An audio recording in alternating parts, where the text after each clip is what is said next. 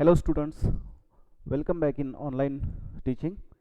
Here the book is History, grade 6. Dear students, in previous video we have taken information about lesson number 5 in previous video. Now in this video we are going to take information of the next part of lesson number 5. Okay, last video में हमने बच्चों देखा है lesson number 5 के बारे में थोड़ी बहुत जानकारी ली है. आज के इस वीडियो में हम इस लेसन के बारे में आगे की जानकारी लेंगे. ओके, सो यहाँ पर पॉइंट है जनपदास. अब जनपदास किसे कहा जाता है? जनपदास देखिए, the rajas who performed these big sacrifices were now recognised as being rajas of janapadas rather than the janas. The word Janpada literally means the land where the Jan set its foot and settled down. अब जनपदा किसे कहा जाता है? देखिए, जहां पर जन का मतलब होता है पीपल, तो जहां पर लोग इकट्ठा होते हैं, जहां पर लोग जमा होते हैं, जहां पर लोग जाते हैं. सेट इट्स फुट, जिनके पैर जहां पर रखते हैं, और सेटल्ड डाउन, जहां पर वो स्थित होते हैं. यानी कि जो लोग पीपल्स जहां पर खड़े होते हैं, जहां पर रहते हैं, जहां पर सेटल डाउन होते हैं, जहां पर स्थित होते हैं, जहां पर उनका बसेरा होता है, उस जगह को, उस सिचुएशन को क्या कहा जाता है? Janapadas. Some important janapadas are shown on map 4 page number 49. अगर आपको जनपदास देखने हैं तो मैप नंबर 4 जो है, जो कि पेज नंबर 49 पर आप देख सकते हो, उसमें आप जनपदास जो है वो देख सकते हो, जो कि बहुत ही इंपॉर्टेंट है. Okay, archaeologist have excavated a number of settlements in these janapadas. अब जो पुरातत्व वैज्ञानिक है, आर्कियोलॉजिस्ट मीन्स पुरातत्व वैज्ञानिक, एक्सकेवेशन का मतलब होता है उत्खनन. तो जो पुरातत्व वैज्ञानिक है, इन्होंने उत्खनन में क्या पाया है? अ नंबर ऑफ सेटलमेंट्स मतलब जो लोग जहाँ पर समूह करके रहते थे, वो सेटलमेंट्स इन्होंने उसकी खोजबीन की है. पुरातत्व वैज्ञानिक जो है उनको सेटलमेंट्स मिली है in the Janapadas. Such as पुराना किला इन दिल्ली. कहाँ पर इसका एक्सकेवेशन हुआ है, कहाँ पर उत्खनन हुआ है? देखिए, जो पुराना किला कहा जाता है, जो कि दिल्ली में है, वहां पर उत्खनन हुआ है. हस्तिनापुर नियर मीरठ, उसके बाद है and Atranji Khera near Etah. The last two are in Uttar Pradesh. जो अतरंजी खेरा और जो ईता है, ये दो प्लेसेस हमें उत्तर प्रदेश जो है स्टेट, वहां पर देखने के लिए मिलते हैं. तो आर्कियोलॉजिस्ट ने यहाँ पर उत्खनन किया है, एक्सकेवेशन किया है, और इस खोजबीन में उन्होंने पाया है कि यहाँ पर जनपदास थे, यहाँ पर लोग पाए गए हैं, यहाँ पर सोसाइटीज देखी गई है, पाई गई है. They found that people lived in huts. उन्होंने क्या खोजबीन की है इसके माध्यम से? कि प्राचीन काल के लोग जो जनपद में रहते थे, जो जनपदास थे, वो कहाँ पे रहते थे? हट्स, यानी कि झोपड़ियों में रहते थे. And kept cattle as well as other animals. और वो कैटल्स अपने पास रखते थे, और अदर कुछ जो कि भी कुछ यूजेबल एनिमल्स होते थे, प्राणी मात्र थे, वो भी अपने पास रखते थे. They also grew a variety of crops. इसी के साथ उन दिनों के लोग बहुत सारी वेराइटीज यानी different types of crops, different type of crop वो लेते थे, उगाते थे. जैसे कि राइस, उसके बाद है व्हीट, उसके बाद barley, pulses, sugar cane, sesame and mustard. इन जैसे क्रॉप्स को वो लोग उगाते थे, अपने खेतों में इनकी खेती करते थे, और उससे कुछ जो भी कुछ पैसे या फिर जो भी कुछ खाने लायक चीज़ें हैं, वो अपने खेतों से वो घर पर लाते थे, वो खेती करते थे, फार्मिंग करते थे. नीचे क्वेश्चन दिया है, is there a crop in this list that was not mention in the chapter. अब यहाँ पर जो भी कुछ क्रॉप्स के नाम दिए गए हैं, इन क्रॉप में कुछ ऐसे क्रॉप है क्या जिसमें जिनका नाम इस लेसन में नहीं आया है? तो ऐसे क्रॉप्स की आपको क्या करनी है? लिस्ट करनी है. उनकी एक लिस्ट तैयार करके आपको उनको लिखना है, राइट डाउन करना है. यहाँ पर एक पिक्चर दिया गया है, आप देख सकते हो. इस तरह के जो पॉट्स है, ये जो पॉट है, इस तरह के पॉट्स पुराने जमाने में लोग अपने घरों में इनका इस्तेमाल करते थे. पेंटेड ग्रेवेयर जिसे बोला जाता है. Plates and bowls are in the most common vessels made out of painted greyware. These are extremely fine to touch with a nice smooth surface. Perhaps these were used on special occasions for important people and to serve special food. अब ये जो है इसका इस्तेमाल किसके लिए किया जाता था? स्पेशल यानी कि विशिष्ट कोई भी उत्सव हो, ओकेजन हो, या फिर कोई मेहमान अगर घर पर आए, या फिर कोई स्पेशल फूड अगर घर में हो, तब इसके जैसे जो बर्तन थे, पॉट्स थे, इनका इस्तेमाल घर में लोग किया करते थे। Okay, now move to next lines. They made earthen pots. Earthen pots means जो मिट्टी के बर्तन थे वो बनाए जाते थे और इन मिट्टी के बर्तनों का इस्तेमाल घर में किया जाता था। Some of these were grey in colour. अब इनके कलर कौन से थे? ग्रे। Others were red. कुछ रेड कलर के जो बर्तन थे वो भी इस्तेमाल किए जाते थे। One special type of pottery found at these sites is known as painted greyware. As is obvious from the name, these grey pots had painted designs, usually simple lines and geometric patterns. अब ये जो भी कुछ मिट्टी के बर्तन रहते थे जिनका इस्तेमाल घरों में लोग किया करते थे, उन पर डिफरेंट टाइप्स ऑफ डिजाइंस यानी कि डिजाइंस भी रहती थी और जियोमेट्रिक पैटर्न्स, ज्यामितीय पैटर्न्स, ज्यामितीय पद्धति के कुछ पैटर्न्स भी हमें प्राचीन काल के उन बर्तनों पर देखने के लिए मिलते हैं। ओके, नेक्स्ट है जनपद के बाद महाजनपदास। महाजनपदास क्या है? देखिए, अबाउट 2500 ईयर्स एगो, आज से लगभग 2500 साल पहले, some janapadas became more important than others. कुछ जो जनपद थे, कुछ जो सोसाइटीज थी, कुछ जो लोग थे, वो बहुत ही इम्पोर्टेंट हो गए थे, उनका इम्पोर्टेंस बढ़ चुका था। And were known as Mahajanapadas. अब ये जो जनपद थे इनकी वैल्यू बहुत ज़्यादा बढ़ गई थी, इनका जो वैल्यूएशन था वो बढ़ गया था, इनकी संख्या बढ़ गई थी, इसलिए उनको जनपदास से महाजनपदास कहा जाने लगा। Some of these are shown on map 4। अब मैप 4 में आप ये सब देख सकते हो। Most mahajanapadas had a capital city. Mahajanapadas को कैपिटल यानी कि राजधानी होती थी। Many of these were fortified.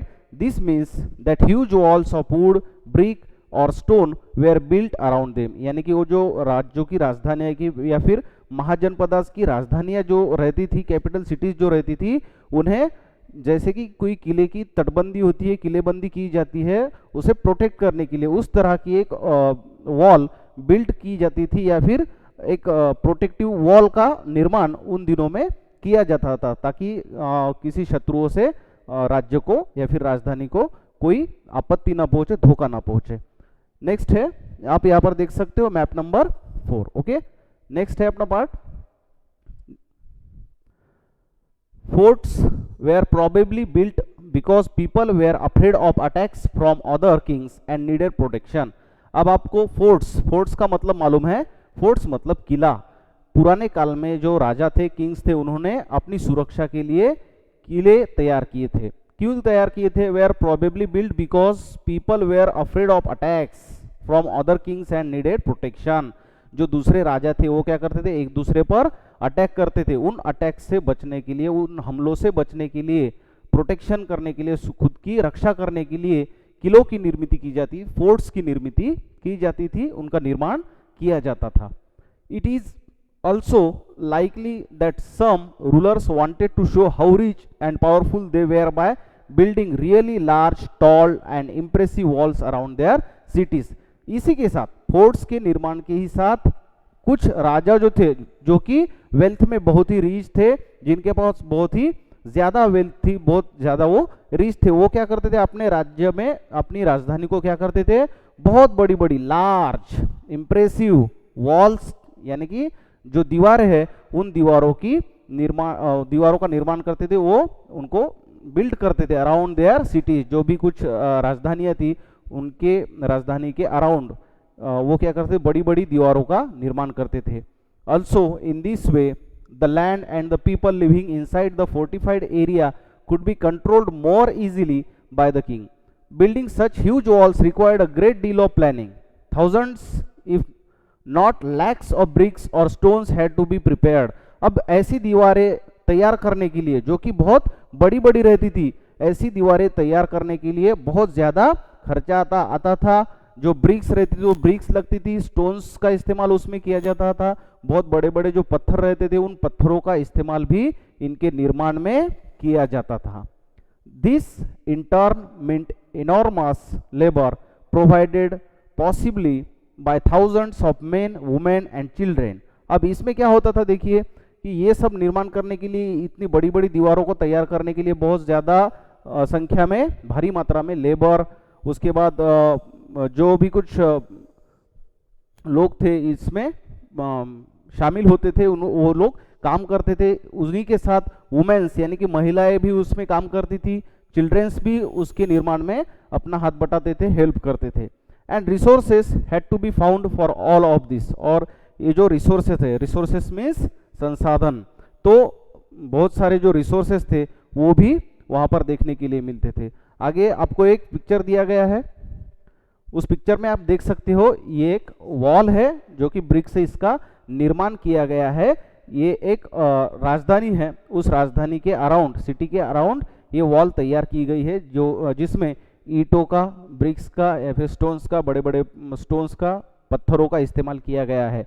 देखिए यहाँ पर दिया गया है the fortification wall at Kaushambi. Fortification का मतलब होता है किलेबंदी या फिर हम उसे कहते हैं तटबंदी।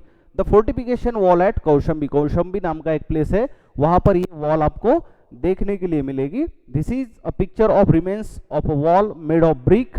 ब्रिक का इस्तेमाल किया गया है। Found near present day Allahabad. Allahabad जो है, जो कि उत्तर प्रदेश जो स्टेट है, वो आज भी आप अगर वहां पर गए तो ये जो दीवार है आपको वहां पर देखने के लिए मिलेगी। A part of it was probably built about 2500 years ago. और ये जो दीवार है ये आज से लगभग 2500 साल पहले तैयार की गई है। ओके, तो चलिए बच्चों नेक्स्ट पार्ट देखते हैं। The new rajas now began maintaining आर्मीज। अब जो नए किंग, नए राजा बने थे, किंग्स, राजाज, वो क्या कर रहे थे, अब उन्होंने अपनी खुद की आर्मी तैयार करना शुरू किया। आर्मी यानी सैन्य, फौज तैयार करना शुरू की। Soldiers were paid regular salaries and maintained by the king throughout the year. अब उन सोल्जर्स को हर महीने उनके हिसाब से सैलरी देना शुरू हो गया था, उनको काम करने के बदले में कुछ सैलरी मिलती थी।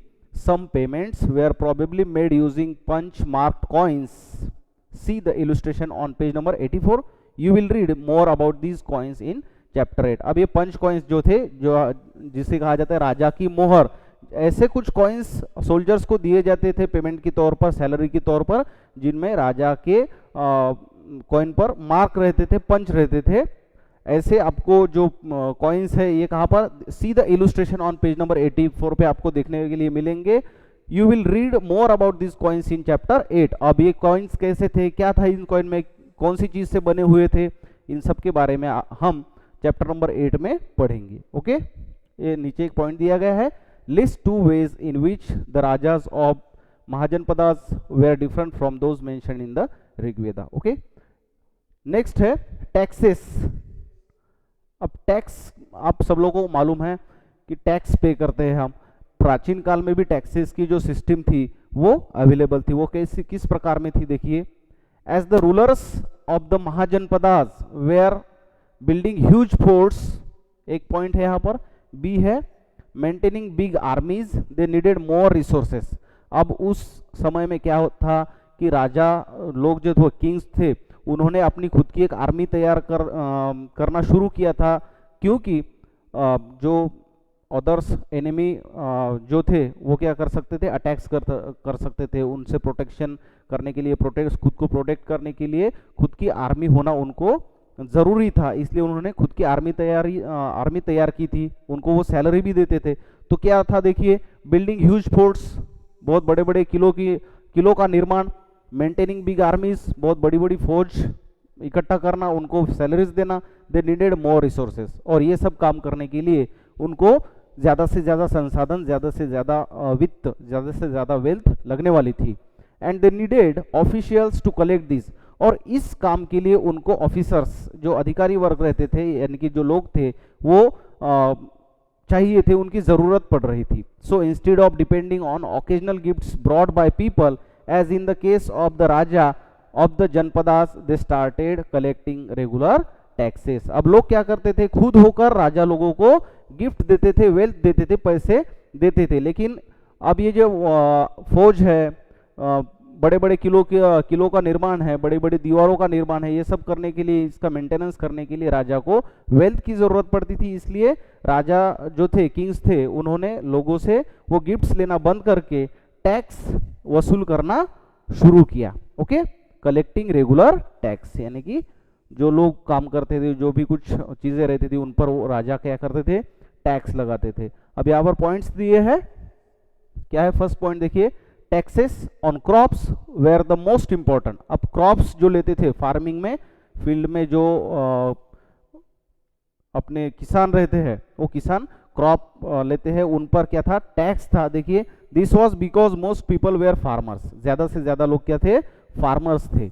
Usually the tax was fixed at 1/6 of what was produced, this was known as bhag और शेयर, यानी कि 1/6, यानी कि एक जो पार्ट था वो उसका एक हिस्सा राजा को जाता था, इसे कहा जाता था भाग या फिर शेयर। इसी को कहा जाता है टैक्स, जो राजा वसूल करते थे। ओके, नेक्स्ट पॉइंट है, there were taxes on crafts persons as well. There were taxes on craft persons, जो भी क्राफ्ट की कुछ चीजें रहती थी, क्राफ्ट वर्क रहता था, जो लोग करते थे, उस पर भी टैक्स लगता था, टैक्स को वसूल किया जाता था।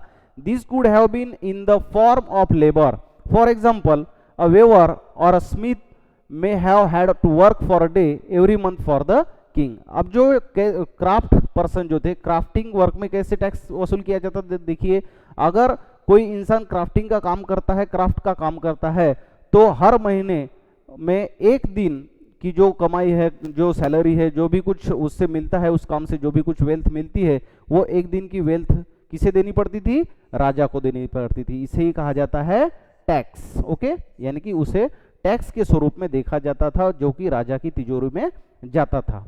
उसके बाद है next, herders were also expected to pay taxes in the form of animals and animal produce. Animal और एनिमल प्रोड्यूस जो रहता था, उससे भी जो भी कुछ कमाई होती थी, उससे भी कुछ हिस्सा राजा को जाता था। उसके बाद है, there were also taxes on goods that were bought and sold through trade. अब ये ट्रेड के थ्रू, यानी कि व्यापार के थ्रू, जो भी कुछ चीजों की एक्सपोर्टिंग हो, इंपोर्टिंग हो, या फिर सेलिंग बाइंग जो होती थी, उस पर भी राजा का क्या था, टैक्स था। वो टैक्स वसूल किया जाता था, राजा को कुछ उसमें शेयरिंग्स मिलती थी, कुछ शेयर राजा के नाम पर रहते थे।